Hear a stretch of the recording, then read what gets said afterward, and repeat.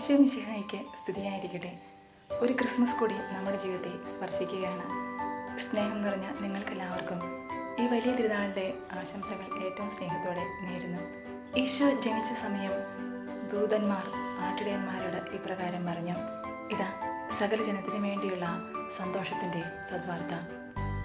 എല്ലാവർക്കും വേണ്ടിയുള്ള സന്തോഷത്തിൻ്റെ മറ്റൊരു വാർത്ത നമുക്ക് എവിടെ നിന്ന് കേൾക്കാൻ സാധിക്കും?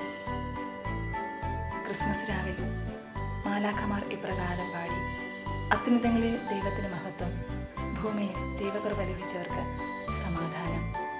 മക്കൾ നല്ലവരെങ്കിൽ മാതാപിതാക്കളുടെ മഹത്വം സ്തുതിക്കപ്പെടും.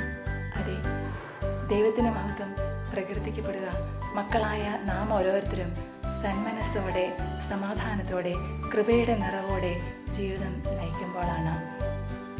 ദൈവത്തിൻ്റെ മഹത്വം മക്കളായ നമ്മുടെ ഓരോരുത്തരുടെയും മഹത്വമാണ്.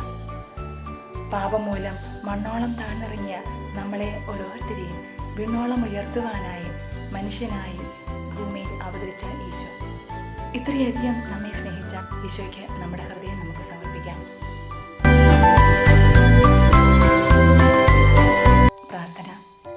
മനുഷ്യനായി അവതരിച്ച ഈശോയെ, അങ്ങയുടെ ദൈവത്വത്തെയും മനുഷ്യത്വത്തെയും ഞങ്ങൾ ഒരുപോലെ ഏറ്റുപറയുകയും വിശ്വസിക്കുകയും ആരാധിക്കുകയും മഹത്വപ്പെടുത്തുകയും ചെയ്യുന്നു.